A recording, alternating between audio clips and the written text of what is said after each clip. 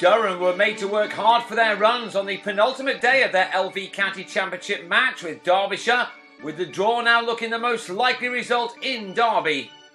The visitors started the third day of this crucial match on 82 for 2 in reply to Derbyshire's 298 all out, and the overnight batsmen Scott Borthwick and Will Smith made slow progress through the first hour or so, with the first boundary of the day not arriving until 35 minutes in.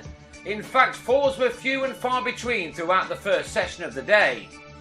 There were, however, plenty of moments such as this one, with the ball beating the bat. Still, the Durham batsmen were rewarded for their efforts, and Borthwick, who began the day on 21, recorded a hard-working 50 from the 76th ball he'd faced. What he and Smith had done was to make the most of difficult batting conditions, knowing that, with such bad weather forecasts not only in the East Midlands, but right around the country, that a draw here would probably keep their side top of the table with just 2 games to go, an ideal place to be in.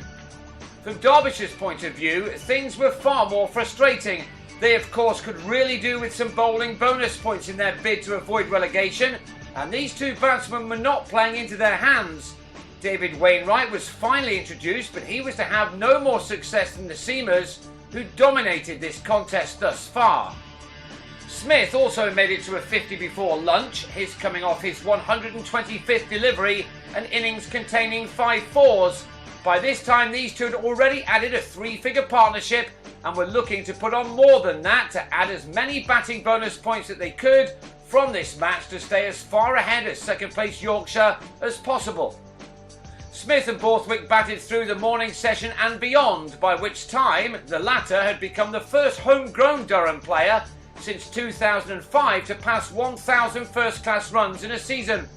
The 2 had to wait 40 minutes for their first 4 of the afternoon session, but once that was done, the runs did finally come at a slightly quicker rate.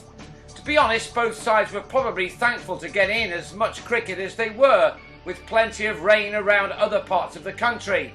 With Nottinghamshire not getting on the pitch at all at Lord's, and Somerset and Surrey spending much of their day in the pavilion in Taunton, this was good news for Derbyshire, as long as they could end this partnership, which eventually realised 159 runs made in 62 overs. Ironically, after all that, it was a rank full toss from Shivnarine Chanderpaul which finally broke the spell, as Borthwick clubbed that to Tim Groeneval to go for 89. He left with his side on 227 for 3. Smith followed 8 overs later when he accidentally fed a short ball from Mark Footed to the slips, a ball he was trying to avoid. Smith departed for 81, with his side trailing by only 62.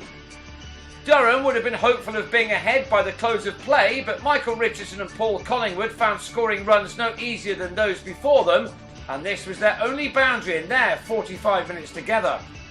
The weather finally intervened in the evening session, meaning that 25 overs were lost in the day overall. There appears to be little chance of either side forcing a result now, with Durham entering the final day on 257 for 4, still 41 runs adrift of their opponents. Day 4 may just be about bonus points.